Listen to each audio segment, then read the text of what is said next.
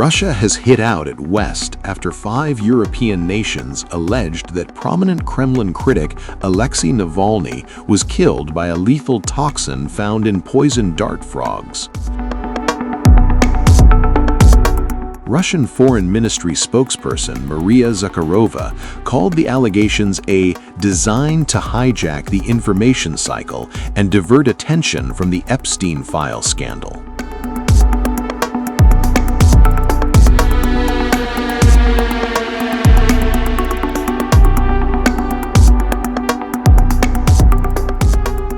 Five European nations, the United Kingdom, Sweden, France, Germany, and the Netherlands, said in a statement claiming that Alexei Navalny was poisoned with a lethal toxin named epibetadine.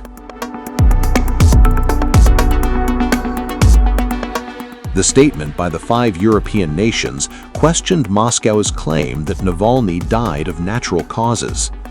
But given the toxicity of epibetadine and reported symptoms, poisoning was highly likely the cause of his death. Navalny died while held in prison, meaning Russia had the means, motive, and opportunity to administer this poison to him, the statement added.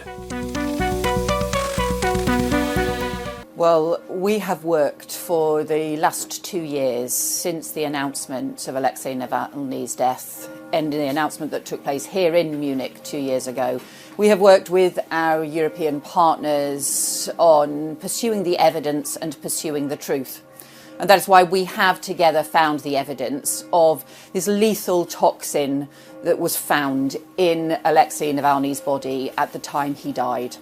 And only the Russian regime had the motive, the means, and the opportunity to administer this lethal poison while he was in prison in Russia.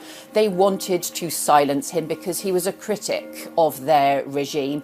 And that's why we have exposed this barbaric Kremlin plot to do so and made sure that we have done so with evidence as well.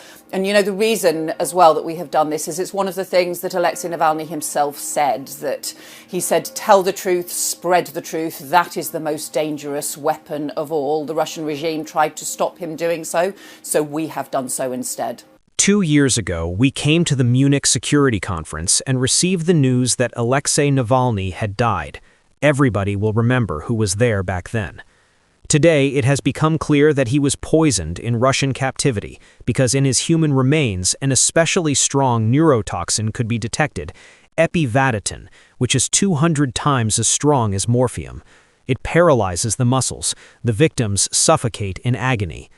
No one but Putin's henchmen will be able to say exactly how February 16, 2024 unfolded in the Russian penal colony, but it is clear that the Russian authorities had the means and the motive to administer the poison to Navalny. That is what Putin must fear, that something like this will come to light, that it won't remain hidden, that there are states like the United Kingdom, Sweden, the Netherlands, France, and Germany that make such things public, who won't let it be swept under the rug. We are called on time and again, finally, to speak to Russia.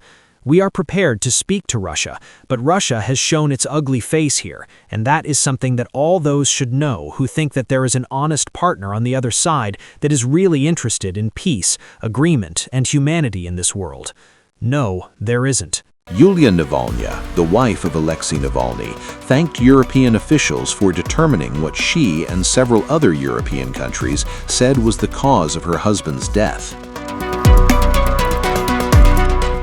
A highly toxic substance, epibetadine, was detected in Alexei's biological samples. Epibetadine paralyzes the human body, briefly disabling nerve receptors, and the person dies. The poison itself can be either natural, literally extracted from a frog, or synthesized. And in Russia, there are institutions that reproduce it in laboratories. This poison is a prohibited chemical weapon. It's not something you can buy at a local store or cook in your kitchen. It couldn't have just accidentally ended up inside a punishment cell in HARP. It was delivered there and used to kill Alexei. Today, thanks to the painstaking, long-term work of several European countries, we have learned the truth. I am grateful to them for the assistance they have provided over these 2 long years. I promised that I would continue this fight.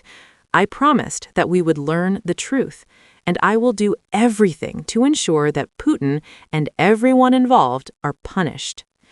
We knew Vladimir Putin was a murderer. Now we have further proof. Kremlin spokesperson Dmitry Peskov termed West's allegations as biased and unfounded. Very negative. Of course, we do not accept such accusations. We disagree with them. We consider them biased and unfounded. And in fact, we resolutely reject them. Navalny died in an Arctic penal colony on February 16, 2024, while serving a 19-year sentence that many believed to be politically motivated. His death at the age of 47 left the Russian opposition leaderless and divided, struggling to build an effective or united front against Vladimir Putin. Moscow's counter is reference to the release of documents linked to convicted sex offender Jeffrey Epstein by the U.S. Justice Department that has triggered a major scandal in Europe and the United States. Politicians, diplomats, business leaders, and royals have seen reputations tarnished, investigations launched, and jobs lost due to the fallout. Apart from the former Prince Andrew, none of them face claims of sexual wrongdoing. They have been toppled for maintaining friendly relationships with Epstein after he became a convicted sex offender.